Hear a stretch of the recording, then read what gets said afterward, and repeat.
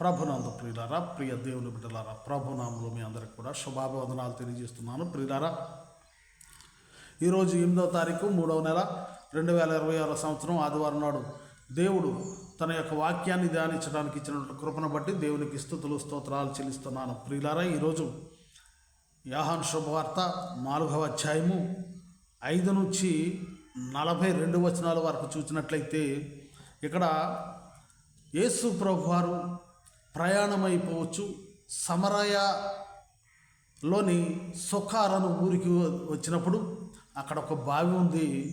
ఆ బావి దగ్గర కూర్చుంటున్నప్పుడు సమరయ స్త్రీ ఒకటి నీళ్లు చేదుకొనడానికి అక్కడికి వచ్చినప్పుడు సమరయ స్త్రీని దేవుడు దాహం అడుగుతాడు. ప్రభువారు దాహం అడిగినప్పుడు, నీవు యూదుడవు, మేము సమరయులము, అయినా మమ్ములను నీవు దాహం అడుగుతున్నావు అని మీకు మాకు పడదగని సమరయ స్త్రీ చెబుతుంది. ఆ సమరయ స్త్రీ అలా చెప్పినప్పుడు, నిన్ను దాహమును కడిగేవాడు మరి ఎవరో నీవు తెలుసుకున్నట్లయితే నీవే నన్ను దాహానికి నీవే అడుగుదువు, అప్పుడు నేను నీకు జీవజలం ఇస్తానని ఇచ్చేటటువంటి వాడనని ప్రభువారు అన్నప్పుడు, అయ్యా జీవజలము నీకు ఎక్కడ దొరుకుతుంది? మరి ఆ జీవజలం తాగితే ఎప్పుడు దప్పికొనరు అని చెప్తున్నావు. అయితే ఆ జీవజలము నాకిమ్మని సమరయ స్త్రీ ప్రభువారిని అడుగుతుంది. అడిగినప్పుడు ప్రభువారు అంటాడు, నీ భర్తను తీసుకురా, అప్పుడు నేను నీకు జీవజలం ఇస్తానని చెప్పినప్పుడు, నాకు భర్తలు ఎవరూ లేరు, పెనిమిటులు ఎవరూ లేరు అని ఆమె చెబుతుంది. అయితే నీకు 5 భర్తలు ఉన్నారు, మరి 6వ వాడు మరి నీకు భర్తగాడు, నువ్వు నిజమే చెప్పితేవని ప్రభువారని చెప్పినప్పుడు ఆమె ఒక మాట అంటుంది. యోహాను శుభవార్త 4వ అధ్యాయము 18 నుంచి 20 వచనాలు. నీకు 5 పెనిమిట్లు ఉండని, ఇప్పుడు ఉన్నవాడు నీ పెనిమిటిగాడు, సత్యమే చెప్పిదవనను. అప్పుడు ఆ స్త్రీ, అయ్యా నీవు ప్రవక్తవని గ్రహించుచున్నాను. మా పితరులు ఈ పర్వతమందు ఆరాధించేది కానీ ఆరాధింపవలసిన స్థలము యెరూషలేములో ఉన్నదని మీరు చెప్పుదురని ఆయనతో అనగా, యేసు ఆమెతో ఇట్లనెను, అమ్మా ఒక కాలము వచ్చుచున్నది, ఆ కాలమందు ఈ పర్వతం మీద నేను యెరూషలేములోనైనను మీరు తండ్రిని ఆరాధింపరు, నా మాట నమ్మము అని ప్రభువారు చెప్తారు. యేసు ప్రభువారు నీకు భర్తలు 6 ఉన్నారని చెప్తున్నాడు. ఈమెమో ఆరాధింపవలసిన స్థలం యెరూషలేములో ఉంది కానీ మేము మా పితరులందరూ కూడా ఇక్కడే ఆరాధిస్తున్నారు అని ఆమె చెప్పిన సమాధానము, ప్రభువారు అడిగింది వేరు, ఈమె చెప్తున్నటువంటి సమాధానం వేరు. నీ భర్తను తీసుకురా అంటున్నాడు, ఈమెమో ఆరాధింపవలసిన స్థలం వేరే ఉంది అంటున్నాడు, ఉంది అని అంటుంది. అయితే నిజానికి ఈమె వ్యభిచార స్త్రీ. ఆ ప్రభువారు ఎందుకు అలా మాట్లాడాడు? ప్రభువారు మరి ఏది అబద్ధం ఆడాడు కదా. నిజానికి ఆమెకు ప్రభువారు చెప్పినప్పుడు 6 భర్తలు ఉన్నారా? చెడిపోయినటువంటి స్త్రీ ఆమె అనేదాన్ని ఆ 6 భర్తలు ఎవరు? మరి ఆమె వ్యభిచార స్త్రీ, చెడిపోయినటువంటి స్త్రీ మరి అని అనుకున్నట్లయితే ఆమె మెస్సయ్య వస్తాడని మేము ఎదురు చూస్తున్నాము, ఆయన మాకు అన్నీ బోధిస్తాడని మేము ఎదురు చూస్తున్నాము అని ఆమె 25వ వచనంలో ఆ స్త్రీ, ఆయనతో క్రీస్తనబడిన మెస్సయ్య వచ్చునని నేను ఎరుగుదును, ఆయన వచ్చినప్పుడు మాకు సమస్తము తెలియని చెప్పగా, యేసు నీతో మాట్లాడుచున్న నేనే ఆయనని ఆమెతో చెప్పాను. ప్రియులారా, మెస్సయ్య వస్తాడని ఎదురు చూస్తుంది అంటే దేవుని వాక్యం తెలుసు ఆమెకు. అలాగే యేసు ప్రభువారు భర్తల గురించి మాట్లాడుతుంటే ఈమె ఆరాధన గురించి మాట్లాడుతుంది. ఎక్కడ ఆరాధించాలి, ఏం చేయాలనే దాని గురించి చెబుతూ ఉంది. నిజానికి ఈమె వ్యభిచార స్త్రీ. ఆమెకు ఉన్నటువంటి 6 భర్తలు ఎవరు? యేసు ప్రభువారు ఆమె వ్యభిచార స్త్రీ కాకపోతే 6 భర్తలుగా మరి ప్రభువారు ఎందుకు చెప్తున్నాడు? ప్రభువారు మాట నోటు వెంబడి అబద్ధం రాదు కదా. ఈ విషయాలను మనము ధ్యానించుకుందాం ప్రియులారా. అసలు ఈ సమరయ స్త్రీ ఎవరు? ఈమె భర్తలు ఎవరు? అసలు సమరయులంటే ఎవరు అనే దాన్ని మనము ధ్యానించుదాం ప్రియులారా. మరి రెఫరెన్స్లు చూపించడానికి మీకు సమయము చాలదు కనుక నేను క్లుప్తంగా దీన్ని వివరిస్తూ ఉన్నాను. దేవుడు అబ్రహామును పిలుచుకున్నాడు. అబ్రహాముకు కనాను దేశాన్ని నీ బిడ్డలకు స్వాస్థ్యంగా ఇస్తానని చెప్పాడు. చెప్పిన తర్వాత అబ్రహాముకు ఒక కుమారునిచ్చాడు, ఇస్సాకునిచ్చాడు. ఇస్సాకుకు యాకోబునిచ్చాడు. యాకోబుకు 12 మంది కుమారులనిచ్చాడు. ఆ 12 మంది కుమారులు కూడా ఈ కనానులో ఉంటూ వారు చేసినటువంటి వారి తమ్ముడి పట్ల వారు చేసినటువంటి తప్పిదాన్ని బట్టి, వారు చేస్తున్న తప్పిదాలను బట్టి వారు ఐగుప్తునకు చెరగా వెళ్ళవలసి వచ్చింది. ప్రియులారా, ఐగుప్తులో వారు బానిసత్వంలో మ్రొగ్గుతూ ఆ 12 మంది కుమారులకు కలిగినటువంటి సంతానము మరి 6 లక్షల పైచిలుకు జనాంగముగా వారు ఏర్పడ్డారు 400 సంవత్సరాలకు. మరి ఆ 400 సంవత్సరాలకు ఐగుప్తులోనే వారు ఉంటూ ఐగుప్తులో బానిసత్వంతో మ్రొగ్గుతూ ఉన్నప్పుడు వారందరూ కూడా వారి పితరుల ద్వారా చెప్పబడినటువంటి మాటలను గుర్తు చేసుకుంటూ, అయ్యో మా పితరులకు మరి కనాను దేశాన్ని మరి స్వాస్థ్యంగా ఇస్తానని చెప్పమంట, యెహోవా దేవుడా నువ్వు ఎక్కడున్నావని వారందరూ కూడా ఆయన్ను మొరపెట్టినప్పుడు దేవుడు మోషేను పిలిచి వారందరినీ ఐగుప్తు నుండి కానాను నడిపించడానికి మోషే ప్రవక్తని ఎన్నుకొని మోషేను ఐగుప్తునకు పంపి ఐగుప్తు నుండి అనేక అద్భుతాలు చేసి అక్కడ నుంచి వారిని కనాను దేశానికి నడిపిస్తాడు. మోషే నాయకత్వంలో అప్పటికి 6 లక్షల పైచిలుకు జనాంగమైంది. మోషే తరువాత యెహోషువ వారిని నడిపించాడు. యెహోషువ నడిపించిన తర్వాత కొంతమంది న్యాయాధిపతులు నడిపించిన తర్వాత వారందరూ కూడా ఒక్కొక్క గోత్రము వారు ఒక్కొక్క ఏరియాను, అంటే ఒక్కొక్క ప్రదేశాన్ని ఎన్నుకొని ఆ కానాను దేశాన్ని అంతటిని కూడా విభజించుకుని వారందరూ కూడా అందులో ఐక్యంగా ఉంటున్నారు. వారందరూ కలిపి ఒక రాజుని ఎన్నుకున్నారు. అతడే సౌలు రాజు. ఆ సౌలు రాజుని ఎన్నుకున్న తర్వాత సౌలు దేవునికి వ్యతిరేకంగా పనిచేసినందువలన దావీదుని ఎన్నుకొని మరి ఇజ్రాయేలులందరికీ కూడా రాజుగా చేశాడు. ఇజ్రాయేలులందరికీ రాజుగా చేసిన తర్వాత ఇజ్రాయేలు మరి ఎంతమంది జనాంగాన్ని ఇచ్చి వృద్ధి చేసి పెంచి పోషించినటువంటి దేవునికి ఒక మందిరాన్ని కట్టాలని, అక్కడ ఇజ్రాయేలులందరూ కూడుకుని దేవుణ్ణి ఆరాధించాలని దావీదు తలంచినప్పుడు నీ వద్దు, నీ కుమారుడు కడతాడని దావీదుకు దేవుడు సెలవిచ్చిన రీతిగా దావీదు కుమారుడైనటువంటి సొలొమోను ఒక దేవాలయమును యెరూషలేములో నిర్మించి మరి అక్కడ దేవుణ్ణి ఆరాధించటము, దేవునికి బలులు ఇవ్వటము, దేవుణ్ణి ఆరాధించాలంటే అక్కడికి వచ్చి ఇజ్రాయేలులందరూ కూడా అక్కడికి వచ్చి ఆరాధించాలని నియమాన్ని చేసినప్పుడు వారందరూ కూడా ఒక్క దేవుడైనటువంటి యెహోవా దేవుణ్ణి మాత్రమే ఆరాధిస్తూ మరి యెరూషలేములో దేవుని యొక్క ఆలయములో వారందరూ కూడా కూడి ఆరాధించేటటువంటి వారు. అలా ఆరాధిస్తున్నటువంటి వారు మరి సొలొమోను వృద్ధాప్యంలో చేసినటువంటి తప్పిదం వల్ల దేవుడు రాజ్యాన్ని 2గా విభజించడం జరిగింది. అదే ఉత్తర రాజ్యమును ఇజ్రాయేలు రాజ్యముగాను, దక్షిణ రాజ్యమును యోధా రాజ్యముగాను విభజించడం జరిగింది. మరి యోధా రాజ్యానికి, దక్షిణ రాజ్యమైనటువంటి యోధా రాజ్యానికి ఇది సుమారుగా క్రీస్తు పూర్వం 931వ సంవత్సరం 910వ సంవత్సరం మధ్యకాలంలో జరిగినటువంటి సంఘటన. క్రీస్తు పూర్వము 910 మధ్యలో జరిగినటువంటి సంఘటన. అయితే ఈ 2 రాజ్యాలుగా విడిపోయినటువంటి ఇజ్రాయేలు యోధా రాజ్యముగానేమో యోధా గోత్రమును, బెన్యామీను గోత్రమును, అలాగే మిగిలిన 10 గోత్రాలు కూడా ఇజ్రాయేలు రాజ్యంగాను 2 రాజ్యాలుగా విభజింపబడ్డారు. ఇజ్రాయేలు రాజ్యానికి యెరోబోము రాజుగా ఉన్నాడు. యోధా రాజ్యానికి రెహబాము రాజుగా ఉన్నాడు. మరి ఈ రాజులుగా ఉన్నటువంటి వీరు ఎవరి రాజ్యాన్ని వారు పరిపాలన చేస్తూ ఉన్నప్పుడు ప్రతి సంవత్సరము కూడా కొన్ని ముఖ్యమైన పండుగలు పెట్టారు. ఆ ముఖ్యమైన పండుగలప్పుడు మనము అందరము కూడా కలిసి యెరూషలేముకు వెళ్ళి ఆరాధించాలి దేవుణ్ణి వారు ఒక నియమాన్ని పెట్టుకున్నాడు. కానీ ఇజ్రాయేలు 10 గోత్రములను పరిపాలిస్తున్నటువంటి యెరోబోము రాజు, యోధా రాజ్యాన్ని పరిపాలిస్తున్నటువంటి వాడు సొలొమోను కుమారుడైనటువంటి రెహబాము.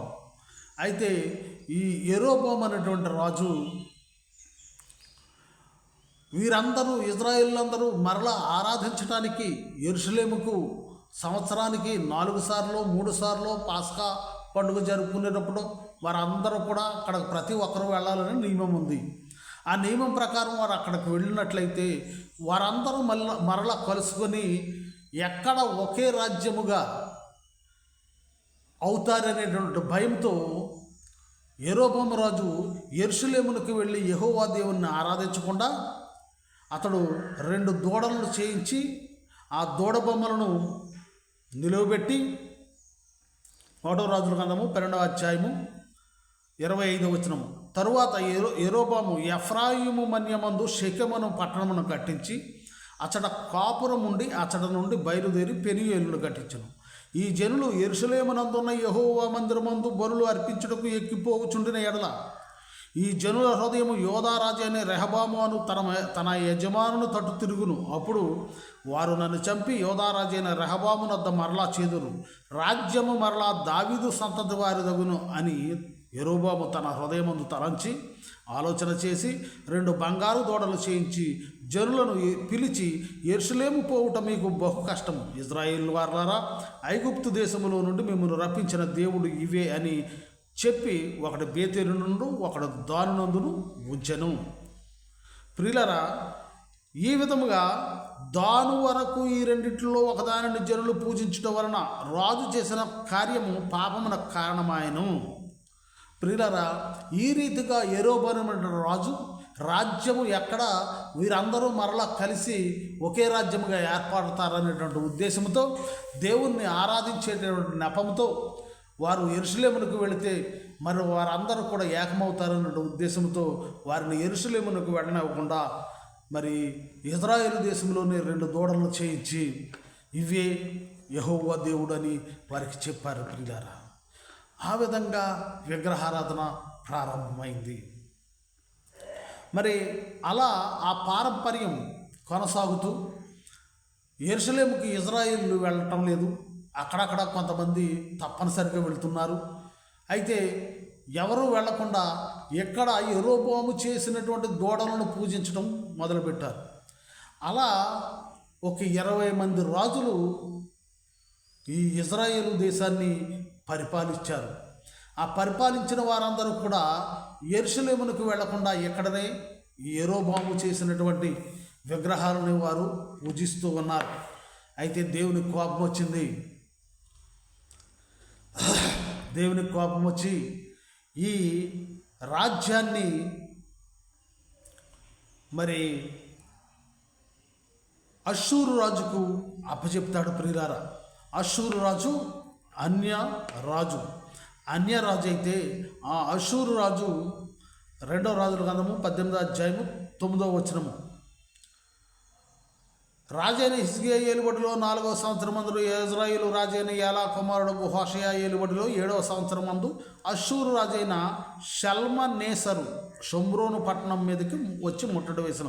ఈ షోమ్రోను పట్టణము ఇజ్రాయేలు రాజ్యానికి ముఖ్య పట్టణము, రాజధాని. అలాగే యోధా రాజ్యానికి రాజధాని యెరూషలేము, ఇజ్రాయేలు రాజ్యానికి షోమ్రోను. ఆ షోమ్రోను పట్టణమే సమరయ. ప్రియులారా, ఈ షోమ్రోను పట్టణము ముట్టడి వేసినటువంటి ఈ అష్షూరు రాజైన షల్మనేసరు దానిని ఆక్రమించుకొని ఇక్కడ ఉన్నటువంటి ఇజ్రాయేలునందరినీ కూడా వారి వారి దేశాలకు తీసుకుపోయినట్లుగా మనం చూడవచ్చు. ప్రియులారా, 12వ వచనము. అష్షూరు రాజు ఇజ్రాయేలు వారిని అష్షూరు దేశంలోనికి తీసుకుని పోయి గోజాను నది దగ్గర హోలరు, ఓలహు, హాబోరు అను పట్టణములలోనూ మాదీయుల పట్టణంలోనూ వారిని ఉంచెను. ఇక్కడ ఉన్నటువంటి ఇజ్రాయేలునందరినీ కూడా కొంతమందిని తీసుకుని వెళ్ళి, ముఖ్యులైనటువంటి తిరుగుబాటు చేస్తారనేటటువంటి వారిని కొంతమందిని తీసుకుని వెళ్ళి అష్షూరు రాజు మరి రాజ్యములో వారిని పెట్టి ఆ రాజ్యములో ఉన్నటువంటి కొంతమందిని ఈ రాజ్యంలోకి తీసుకొచ్చాడు. 24వ వచనము, 2వ రాజుల గ్రంథము 18వ అధ్యాయము 24వ వచనం. అష్షూరు రాజు బబులోను, కోత, అవ్వ, హామాతు, సెఫరేయము అను తన దేశములలో నుండి జనులను రప్పించి ఇజ్రాయేలు వారికి మారిగా షోమ్రోను పట్టణములో ఉంచెను గనుక వారు షోమ్రోను దేశమును స్వతంత్రించుకొని దాని పట్టణములో కార్పూరము చేసిరి. ప్రియులారా, ఇక్కడ యెరోబోము చేసినట్లుగానే ఈ అష్షూరు రాజు కూడా ఇక్కడ ఉన్నటువంటి ఇజ్రాయేలీలందరూ కూడా ఒకటిగా ఒకే జనాంగం ఉన్నట్లయితే మరి వీరు మరలా తిరుగుబాటు చేస్తారేమోనంటే ఇక్కడ తిరుగుబాటు చేసే వారందరినీ కొంతమంది కొంచెం మాటకారులందరినీ కూడా తీసుకువెళ్ళి వారి దేశంలో పెట్టి వారి దేశంలో ఉన్న వారిని తీసుకువచ్చి ఈ షోమ్రోను పట్టణంలో పెట్టాడు, అంటే ఇజ్రాయేల్ దేశంలో పెట్టాడు. ఇది రాజకీయ పరంపరంగా కొనసాగుతుంది ప్రియులారా. మరి ఆ విధంగా పెట్టినప్పుడు ఇక్కడ ఎంతమంది దేశస్తులను తీసుకొచ్చిన 4 దేశాల వారిని తీసుకొచ్చి, అన్య దేశపు వారిని తీసుకొచ్చి ఇక్కడ షోమ్రోను పట్టణంలో పెట్టాడు. ఆ పెట్టినప్పుడు ఈ అష్షూరు రాజు బబులోను, కోత, అవ్వ, హామాతు, సెఫరేయము అను 5 దేశాల వారిని తీసుకువచ్చి ఇక్కడ పెట్టినప్పుడు వారు వస్తూ 29, 2వ రాజుల గ్రంథము 17వ అధ్యాయం 29. కొందరు జనులు తమ సొంత దేవతలను పెట్టుకొని షోమ్రోనీయులు కట్టుకున్న ఉన్నత స్థలములో మందిరములో వాటిని ఉంచుచూ వచ్చింది. మరియు వారు తమ పురములలో తమకు దేవతలను కలుగజేసుకున్నది. 30వ వచనము, బబులోను వారు లెక్కేసుకోండి. బబులోను వారు సుక్కోత్బెనేతు దేవతను, కోతావారు నెర్గలు దేవతను, హామాతు వారు అమీషా దేవతను, హవీయులు నెహ్వాజు దేవతను, తర్తాకు దేవతను, హవీయులు అనేవాళ్ళు 2 దేవతలను తీసుకొచ్చారు. వారు ఎవరి దేవతను వారిని పెట్టుకొని చుండిరి. స్వెపరీయులు తమ పిల్లలను అద్రమేలకు, అనెమేలకు అను సెఫర్వయము యొక్క దేవతలకు అగ్నిగుండమున దహించుచుండిరి. ఇక్కడ 5 దేశాల వారు 6 దేవతలను తీసుకొచ్చినట్లుగా మనం చూడవచ్చు. 32వ వచనము, మరియు జనులు యెహోవాకు భయపడి ఉన్నత స్థలముల నిమిత్తము సామాన్యులలో కొందరిని యాజకులుగా చేసుకొనగా వారు జనుల పక్షమున ఉన్నత స్థలములలో కట్టబడిన మందిరముల యందు బలులు అర్పించుచుండిరి. ఈ ప్రకారముగా వారు యెహోవా యందు భయభక్తులుగా వారై ఉండి తాము ఏ జనులలో నుండి పట్టబడిన ఆయా జనుల మర్యాద చొప్పున తమ దేవతలను పూజించుచుండిరి. ఇక్కడ ఉన్నటువంటి ఇశ్రాయేలీయులు దేవుని యందు భయభక్తులు కలిగి ఉంటున్నారు, యెహోవా దేవుని యందు భయభక్తులు కలిగి ఉంటున్నారు. మరి ఆయా దేశాల నుంచి వచ్చి అక్కడ ఆరాధన ప్రారంభించినటువంటి ఇతర దేవతలను కూడా పూజిస్తూ ఉన్నారు. ఇక్కడ ఆయా జనుల మర్యాద చొప్పున తమ దేవతలను పూజించుచుండిరి. 33వ వచనం, ఈ ప్రకారముగా వారు యెహోవా యందు భయభక్తులు గల వారు ఉండి తాము ఏ జనుల నుండి పట్టబడినో ఆయా జనుల మర్యాద చొప్పున తమ దేవతలను పూజించుచుండిరి. అంటే వారి దేవతలను పూజిస్తున్నారు, యెహోవా దేవుణ్ణి పూజిస్తున్నారు. అందు గురించి ఇక్కడ ఎంతమంది దేవతలు కనపడుతున్నారు? 6 దేవతలు కనపడుతున్నారు. ఈ షోమ్రోను పట్టణములో అనగా సమరయ పట్టణములో ఆ విగ్రహారాధన 6 దేవతలు దేవుళ్ళుగా పూజిస్తూ యెహోవా దేవుణ్ణి పూజిస్తున్నారు. అది ఆ పరంపర ఆ ప్రాంతము సమరయ ప్రాంతము అనంటే ఆ షోమ్రోను పట్టణము రాజధాని ప్రాంతము. ఆ రాజధాని ప్రాంతం అంతా కూడా హైదరాబాద్ ఇప్పుడు ఆ శివారు పట్టణాలు ఎలా ఉంటాయో ఆ విధముగా మరి ఆ చుట్టుపక్కలంతా కూడా ఆ ఇజ్రాయేలు దేశం అంతా కూడా సమరయ దేశముగా మారి మరి వారు ఆ 6 దేవతలను యెహోవా దేవుని కూడా ఆరాధిస్తూ ఉన్నారు ప్రియులారా. అయితే వారు ఆరాధిస్తున్నారు, దేవతలను ఆరాధిస్తున్నారు. మరి యేసు ప్రభు వారు సమరయ స్త్రీతో నీకు 6 భర్తలు ఉన్నారు అని మనము అనుకోవచ్చు. దేవుడు ఏమంటున్నాడంటే యెహెజ్కేలు గ్రంథము ద్వారా మరి చెబుతూ ఉన్నాడు. 2వ రాజుల గ్రంథము 17వ అధ్యాయము 29వ వచనం.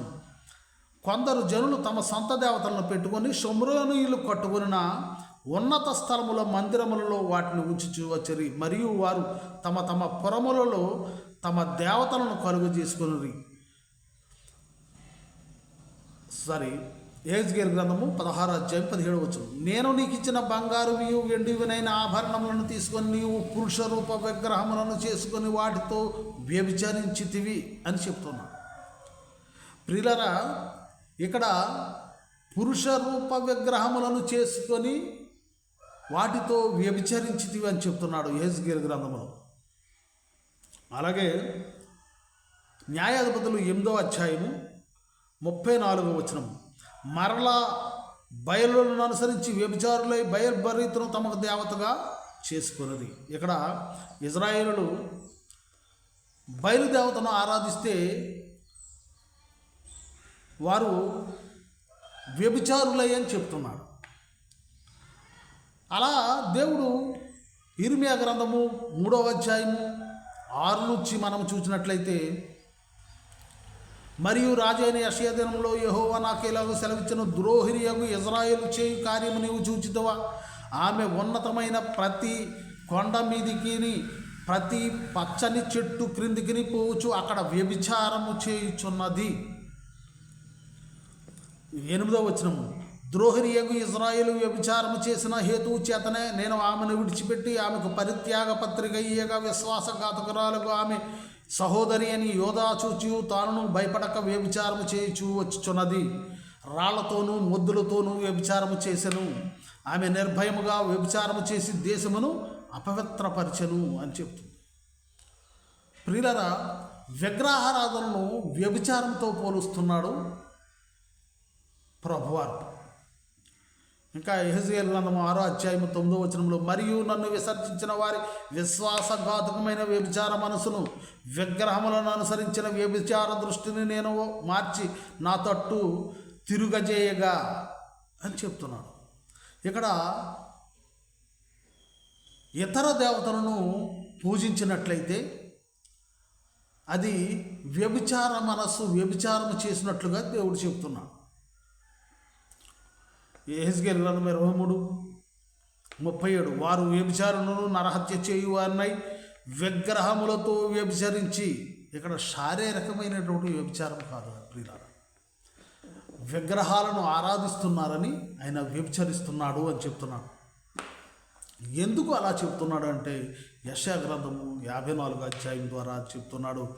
5వ వచనంలో, నిన్ను సృష్టించిన వాడు నీకు భర్త అయి ఉన్నాడు, సైన్యములకు అధిపతికి యెహోవా అని ఆయనకు పేరు. దేవుడు మనకు భర్త అయి ఉన్నాడట ప్రియులారా. ఆ భర్తను విడిచి వేరొకరిని నీవు భర్త అయినటువంటి యెహోవా దేవుని విడిచి వేరొకరిని పూజించినప్పుడు నీవు వ్యభిచారము చేసిన వాడిగా నీవు ఉంటున్నావు. అదే పచ్చిగా చెప్తున్నాడు ప్రభువారు. ఎందుకంటే చెప్పి ఆయనకు కూడా విసుగొచ్చి వ్యభిచారులు అని హెచ్చరిస్తున్నాడు ప్రియులారా. దాన్ని విగ్రహారాధనను వ్యభిచారులు అని, వేరే దేవతలను పూజిస్తే మరి విగ్రహారాధన. ఇంకా ఇర్మియాలో చెప్తాడు, ఇర్మియా 31:32లో చెప్తాడు, అది ఐగుప్తులో నుండి వారిని రప్పించుటకై నేను వారి చేయి పట్టుకొని దినమున వారి పితరులతో నేను చేసిన నిబంధన వంటిది కాదు. నేను వారి పెనిమిటినైనను వారు ఆ నిబంధనను భంగము చేసుకునిరి అన్నాడు.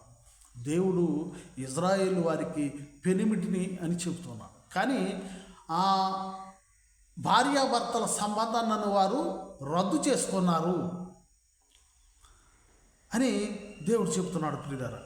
అంటే దేవుడు మనకు భర్త అయి ఉన్నాడు, దేవుడు మనకు పెనిమిటి అయినా భర్త అయినా ఒకటే కనుక దేవుడు పచ్చిగా చెబుతున్నాడు అనమాట దీన్ని.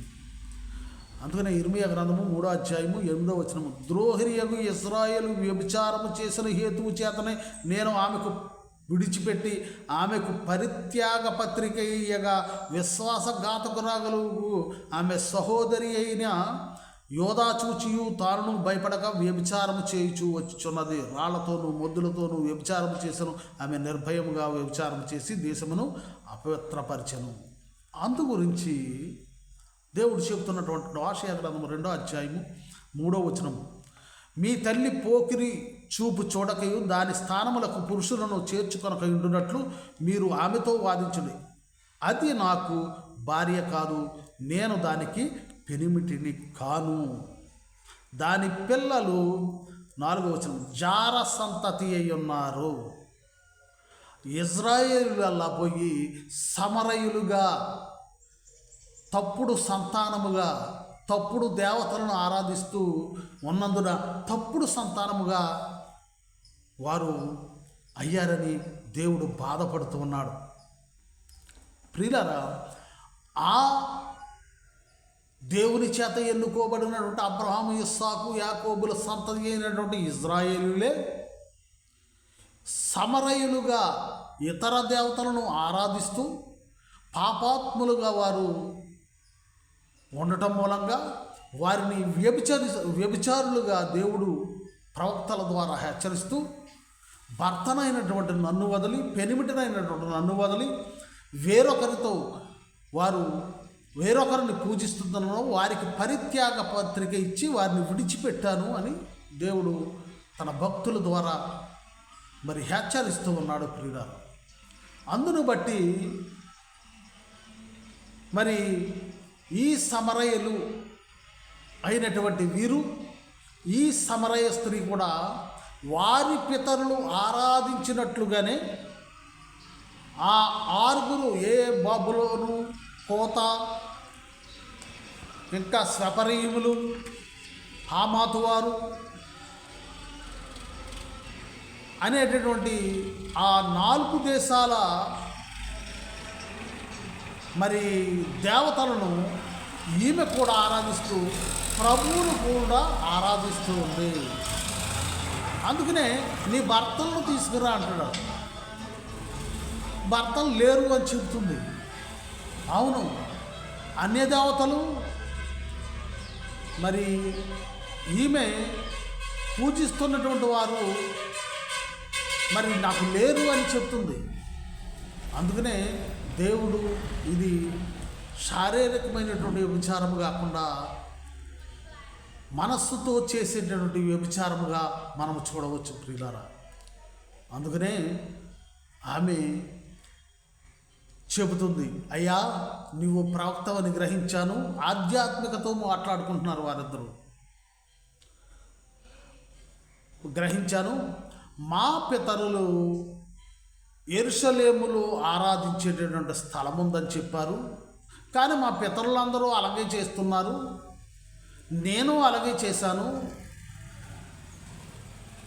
కానీ మెస్సయ్య వస్తాడని మా పితరులు చెబుతున్నారు. అంటే ఆమె బైబిల్ చదువుతుంది, మోషే ధర్మశాస్త్రం చదువుతుంది, ఆ వివరాలన్నీ ఆమెకు తెలుసు. ఆయన వచ్చి మేము ఎక్కడ ఆరాధించాలనేది ఆయన చెప్తాడు. యెరూషలేములో ఆరాధించాలా, ఈ పర్వతం ముందు ఆరాధించాలా అంటే ప్రభు ఎడల విశ్వాసం ఉంది. అలాగని పూర్వుల ఆచారాలను కూడా ఆమె పాటిస్తుంది. ఆమె వ్యభిచారి కాదు, శారీరకమైనటువంటి వ్యభిచారం కాదు, విగ్రహారాధన మనస్సు కలిగినటువంటి వ్యభిచారని నీవు నేను తెలుసుకోవాలి ప్రియులారా. అయితే సమయము ఎక్కువ అవుతుంది, కానీ దీనిని గూర్చి మనం మాట్లాడుకోవాలంటే సమయమైనా కానీ మీరు దీన్ని చివరి వరకు చూడాలని నేను భావిస్తున్నాను ప్రియులారా. ఎందుకంటే అర్థం అవడం కోసం. సర్లే, ఆమె వ్యభిచారి కాదు, విగ్రహాలను పూజిస్తుంది కనుక ప్రభువారు అన్నట్లుగా ఆమె మంచి వ్యక్తి, శారీరకమైనటువంటి వ్యభిచారి కాదు. 6 భర్తలు కూడా 6 దేవతలను పూజిస్తున్నటువంటి వారిని భర్తలుగా దేవుడు చెప్పాడు. నువ్వు చెప్పింది బాగానే ఉంది, కానీ ఇప్పుడు దానివల్ల మనకు ప్రయోజనం ఏంటి? ఆమె ద్వారా మనం నేర్చుకోవలసినది ఏంటి? ప్రియ సహోదరి సహోదరుడా, ఆమె అన్య ప్రజలైనటువంటి దేవుళ్ళను దేవతలను పూజిస్తూ తప్పు చేస్తూ ఉంది. ఆ తప్పు చేసినటువంటి స్త్రీ యేసు ప్రభువారి యొక్క వాక్యం వినటంతో, యేసు ప్రభువారి యొక్క మాటలను వినటంతో యెహలోక దాహార్తిని తీర్చుకోవటానికి ఆమె వచ్చినటువంటి కొండను అక్కడ విడిచిపెట్టి ఆమె వెళ్ళి ప్రభువును గూర్చి తను విన్నటువంటి మాటలను గూర్చి నిత్య జీవపు మాటలను, నిత్య జీవపు ఓటను ఆమె తీసుకువెళ్ళి గ్రామంలోని జనులకు బోధించింది. వారందరినీ కూడా ప్రభువు దగ్గరకు నడిపించింది. ప్రియులరా, అటువంటి ఉన్నతమైన స్త్రీ లక్షణాలను మనము కలిగి ఉండాలి. ప్రియులరా, ఏ లక్షణాలు కలిగి ఉండాలి? కొండను విడిచిపెట్టి యహలోక సంబంధమైనటువంటి క్రియలను విడిచి దేవుని నిమిత్తమైనటువంటి పనులను మనము చేసేవారిగా ఉండాలి, ప్రకటించేవారిగా ఉండాలి. అయ్యా, ఆ స్త్రీ ద్వారా నీవు నేను నేర్చుకోవాల్సినది ఇంకొక విషయం కూడా ఉంది ప్రియులారా. ఆమె ఆరాధిస్తున్నటువంటి ఆమెను పోలి క్రైస్తవులమైనటువంటి మనము, దేవుని జనాంగమైనటువంటి మనము అన్యుల ఆచారాలను ఆచరిస్తూ వ్యభిచరిస్తున్నాం ప్రియులారా. అదే చెప్తాడు. అదేంటి? ఆమె వ్యభిచార స్త్రీ కాదన్నావు, బాగానే ఉంది. మమ్మలను వ్యభిచార స్త్రీలుగా, వ్యభిచార పురుషులుగా సంఘాన్ని అంటావు. మేమేమి వ్యభిచారం చేశాము? మేము ఆమె పూజించినట్లుగా ఏ దేవతలను పూజించలేదు, ఏ అన్య ఆలయాలకు వెళ్ళలేదు, ఏ అన్య దేవతలను మేము పూజింపలేదు. మమ్మలను వ్యభిచారులుగా అంటున్నావు, విగ్రహారాధులుగా అంటున్నావు అని మీరు అడగవచ్చు. కానీ హోషేయ గ్రంథము హెజ్కేలు గ్రంథము 14వ అధ్యాయంలో చెప్తున్నాడు, 3వ వచనంలో, నరపుత్రుడా, ఈ మనుష్యులు, అందరూ కూడా అండర్లైన్ చేసుకోండి, నరపుత్రుడా, ఈ మనుష్యులు తమ హృదయములలో విగ్రహములనే నిలుపుకొని దోషము పుట్టించు అభ్యంతరమును తమ ఎదుటనే పెట్టుకొని ఉన్నారు. వీరు నా యొద్ద ఏమైనా విచారణ చేయదగునా? ఇక్కడ మనుష్యులు తమ హృదయములలోనే విగ్రహములను నిలుపుకుంటున్నారట. బయటి విగ్రహాలు, బయట దేవతల దగ్గరికి కాదు, మన హృదయాలు. ఏంటయ్యా నువ్వేంటి? బయట దేవతల దగ్గరికి మేము వెళ్ళటం లేదు, యేసు ప్రభు వారిని మాత్రమే ఆరాధిస్తున్నాము. ఏ గుళ్ళకు, ఏ గోపురాలకు మేము వెళ్ళటం లేదు, అన్య దేవతలను మేము ఆరాధించడం లేదు. ప్రతి ఆదివారం కానీ, ప్రతి శుక్రవారం కానీ, ప్రతిరోజు మేము ఉపవాసాలు ఉంటూ దేవుణ్ణి ప్రార్థన చేస్తున్నాం. యెహోవా దేవుని, యేసయ్యను తప్ప మేము వేరెవరిని ఆరాధించడం లేదు అని చెప్పేసి నీవు అన్నట్లయితే మనస్సులలోనే విగ్రహాలు ఉన్నాయంట. ఆ మనస్సులో ఉండేటువంటి విగ్రహాలు ఏంటి? ఆ విగ్రహములను నిలుపుకొని, తమ హృదయములలోనే విగ్రహములను నిలుపుకొని దోషం పుట్టించే అభ్యంతరమును తమ ఎదుట పెట్టుకునేవారు. ఇంకను హెజ్కేలు గ్రంథము 6వ అధ్యాయము 9వ వచనం, మరియు నన్ను విసర్జించిన వారి విశ్వాసఘాతకమైన వ్యభిచార మనసును, విగ్రహములను అనుసరించిన వ్యభిచార దృష్టిని అన్నాడు. ఇక్కడ విగ్రహములను అనుసరించిన వ్యభిచార దృష్టిని, ఇక్కడ వ్యభిచారం చేసేటటువంటి వారందరూ కూడా, వ్యభిచార మనస్సు కలిగినటువంటి వారందరూ కూడా విగ్రహారాధికులే. ఆనాడు సమరయ స్త్రీ ఇతర దేవతలను పూజించినట్లుగా మనము కూడా మన మనసుల్లోనే మోహపు చూపు కలిగి ఉన్నటువంటి వారందరూ కూడా విగ్రహాలను నిలుపుకొని మరి దేవునికి వ్యతిరేకమైనటువంటి ఆరాధన చేస్తున్నాం మనం ప్రియులారా. అంటే ఆమె యెహోవా దేవుణ్ణి ఆరాధించేది, ఇతర దేవతలను ఆరాధించేది. అలాగే మనము దేవుణ్ణి ఆరాధిస్తున్నాము, మన మనసులో ఉన్నటువంటి వ్యభిచార కాంక్షను కలిగి ఇతర అన్యులు చేసినటువంటి ఆరాధన మనము చేస్తున్నాము. అదే విగ్రహారాధన. అర్థమైంది అనుకుంటాను. ఇంకా విపులంగా మనం చూసినట్లయితే కొలస్సీలకు 3:5, కావున భూమి మీద ఉన్న మీ అవయవములను అనగా జారత్వమును, అపవిత్రతను, కామాతురతను, దురాశను విగ్రహారాధనయైన ధనాపేక్షను ఇక్కడ విపులంగా చెప్తున్నా. ధనం అంటే ఆశ ఎవరికి ఉండదు అండి? నాకు ఉంది. మోహం చూపు ఎవరికి ఉంటుంది? అంటే దేవుణ్ణి ఆరాధిస్తున్నాం, ప్రసంగాలు చేస్తున్నాం, పాటలు పాడుతున్నాం, విగ్రహారాధన చేస్తున్నాం. విగ్రహారాధన అంటే వేరే మరి దేవతలు దేవుళ్ళ దగ్గరికి వెళ్ళి ఆరాధించడం కాదండి. మనస్సులలోనే విగ్రహములను నిలుపుకొని అని అంటే ధనాశ. క్రైస్తవులమైన మనకు ధనాశ ఉండకూడదని దేవుడు చెప్తుంటే ధనాశను కలిగి ఆ విగ్రహాన్ని మన మనసులో ఉంచుకుని ఆ విగ్రహాన్ని ఆరాధిస్తూ దేవుణ్ణి ఆరాధిస్తున్నాము సమరయ స్త్రీ వలె.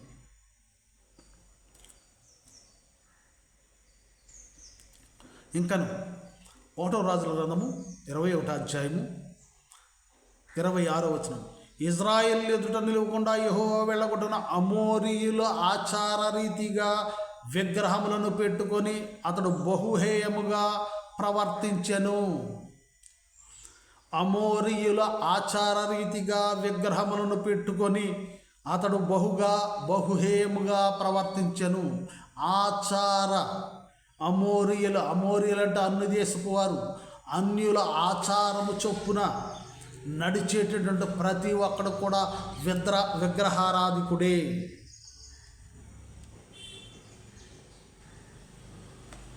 ప్రియులారా,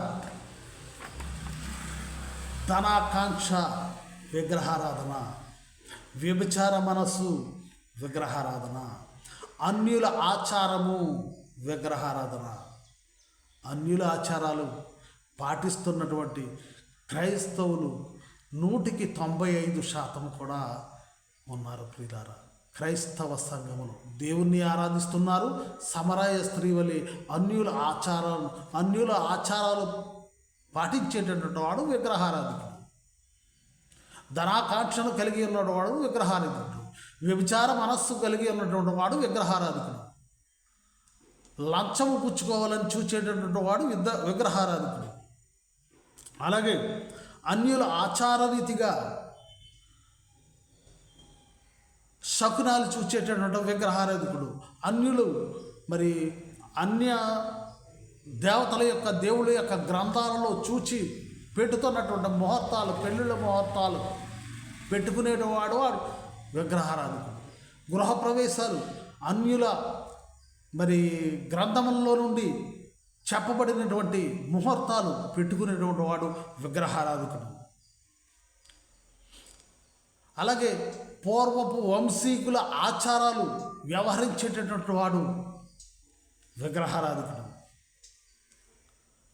అలాగే క్రైస్తవులమైన మనము కులాలు చూచుకుని కట్నాలు తీసుకొని పెండిళ్ళు చేసుకునేటువంటి విగ్రహారాధన. ఇవన్నీ నీ మనసులో ఇటువంటి విగ్రహాలు నిలుపుకొని దేవుణ్ణి ప్రార్థిస్తున్నావు, అన్యుల ఆచారాలను పాటిస్తున్నావు. సమరయ స్త్రీ వలె దేవుని యొక్క జీవజలము నీకు నాకు ఇవ్వాలంటే ఈ విగ్రహాలన్నిటిని తీసివేసి మన మనస్సును మనము నిగ్రహించుకొని మన మనసులో ఉన్నటువంటి విగ్రహాలు ఉన్నట్టు తీసి ధనకాంక్షను కానీ, వ్యభిచార దృష్టిని కానీ, పెళ్ళిళ్ళ ముహూర్తాలు కానీ, కట్న కానుకలు కానీ, కులాలు కానీ, ఇటువన్నిటిని కూడా తీసివేసి నీ భర్త అయి ఉన్నటువంటి యేసయ్యను మాత్రమే ఆరాధిస్తే, అంటే యేసయ్యను ఆరాధించేవాడు యేసయ్య వాక్యము రూపంలో ఉన్నాడు. వాక్యాన్ని బట్టి మాత్రము నీవు నడిచినట్లయితే, వాక్యం ఏమి చెప్తుందో దాని ప్రకారం నీవు నడిచినట్లయితే దేవుడు నీకు జీవజలమును ఇస్తాడు. ఆ జీవజలమును నీవు పొందుకున్నావంటే పరలోక రాజ్యంలో నీకు స్థానము కల్పించబడుతుంది. ప్రియులారా, అందుకనే ఇర్మియా ప్రవక్త 17వ అధ్యాయము, ఇర్మియా గ్రంథము 17వ అధ్యాయము 13వ వచనంలో, ఇజ్రాయేలునకు ఆశ్రయమా, యెహోవా నిన్ను విసర్జించిన వారందరూ సిగ్గునందురు. నా ఎడల ద్రోహము చేయువారు యెహోవా అను జీవ జలముల ఊటను విసర్జించి ఉన్నారు గనుక వారు ఇసుక మీద పేరు వ్రాయబడిన వారుగా ఉందురు. ప్రియులారా, ఈ జీవ జలపు ఊటైనటువంటి ప్రభువును విడిచి మనము అందరితో పాటుగా అన్ని ఫోటోలతో పాటుగా ఈ ఫోటోను పెడతారు చాలామంది. లేదు, అన్యుల ఆచారాలను యేసు ప్రభు వారినే ప్రార్థిస్తూ ఇతర అన్యమతస్థుల ఆచారాలను వారి యొక్క గుణాలను కలిగి ఉన్నట్లంటే విగ్రహారాధన వారికి దేవుడు జీవజలం ఇవ్వడు. అందుకనే ఇహలోక కోరికలు అనేటువంటి కొండను అక్కడ పెట్టి దేవుని మాటలను మాత్రము ఆమె పుచ్చుకొని ఊరిలోనికి వెళ్ళి వారందరికీ బోధించింది. ఆ జీవజలపు ఊట యొద్దకు వారందరినీ తీసుకువచ్చింది. ప్రియులారా, ఈరోజు ఈ స్త్రీ ద్వారా నీవు నేను తెలుసుకోవాల్సింది, సమరయ స్త్రీ వలె మనలో ప్రతి ఒక్కరము ఉన్నాం. ప్రియులారా, లేనివారు మరి ఎవరు లేరని నేను అనుకుంటున్నాను. ఎక్కడైనా 100కి 10 మంది ఉండొచ్చు, ఆ 10 మంది కూడా ఉండకపోవచ్చేమో.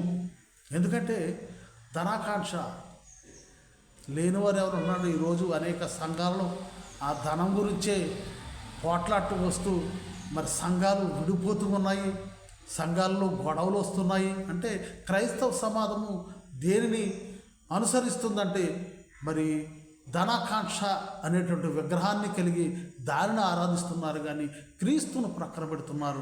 క్రీస్తును కూడా ఆరాధిస్తున్నారు, కానీ దానిని కూడా ఆరాధిస్తున్నారు. అలాగే శారీరక కోరికైనటువంటి వ్యభిచార మనసు, అలాగే పెండ్లి ముహూర్తాలు, గృహ ముహూర్తాలు, నవధాన్యాలని, వంశీకుల ఆచారాలు, మరి ఇవన్నీ కూడా మనము ఆరాధిస్తున్నటువంటి అందాన్ని ఆరాధించటం, ఇవన్నీ కూడా విగ్రహాలుగా దేవుడు పలుకుతూ ఉన్నాడు. ప్రియులారా, ఆ విగ్రహాలుగా వాటిని అనుసరిస్తూ వాటిని చేస్తూ వ్యభిచార మనస్సు కలిగి ఉన్నాము. భర్తను విడిచి, భర్త అయినట్టు దేవుణ్ణి విడిచి. ప్రియ సహోదరి సహోదరుడా, ఈరోజు ఈ వాక్యము ద్వారా నీవు నేను సమరయ స్త్రీ వలె ఉన్నటువంటి మనము సమరయ స్త్రీ వలె మరి దేవుణ్ణి ఆరాధిస్తూ ఇతర దేవతలను కూడా ఆరాధిస్తున్నటువంటి మనము అవన్నీ ప్రక్కన పెట్టి ఇహలోక క్రియలనే కొండను విడిచిపెట్టి దేవుని యొక్క సువార్తను ప్రకటించేవారిగా నీ క్రియల ద్వారా, నీ మాట ద్వారా